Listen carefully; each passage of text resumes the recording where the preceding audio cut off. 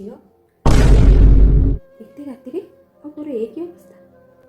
କ'ଣ ଏଇଠି ସବୁ କୋଶ୍ଚିନ୍ କରିଦେବୁ? ଭିତରକୁ ଡାକିବୁନି ମା? ମା ଭିତରକୁ ଆ। କ'ଣ ହେଇଛି? କ'ଣ କହିବି ମା? କିଛି ବର୍ଷ ପୂର୍ବେ ତମମାନେ ଯେଉଁ ପୁଅ ସାଥିରେ ମୋର ବାହାଘର କରିଥିଲ, ମୋତେ ଡେଲି ମାରିବା ତାର ଗୋଟେ ଅଭ୍ୟାସ ହେଇଗଲାଣି ମା। କ'ଣ କହୁଥିଲୁ ମୋତେ? ତୁ ସେଠି ରାଣୀ ଭଳି ରହିବୁ। ରାଣୀମାନେ କ'ଣ ଏମିତି ରୁହନ୍ତି ମା? ଏବେ ତୁ କାହିଁ କାନ୍ଦୁଛୁ ମା? ତୁ ହିଁ ତ କହୁଥିଲୁ ଝିଅ ପିଲାଟା ଏତେ ପାଠ ପଢ଼ିବା କ'ଣ ଦରକାର? ସେଦିନ ଯଦି ତମମାନେ ମୋ କଥା ଟିକିଏ ଶୁଣିଥାନ୍ତ, ତାହେଲେ ମୋତେ ଆଜି ଏ ଦିନ ଦେଖିବାକୁ ପଡ଼ିନଥାନ୍ତା।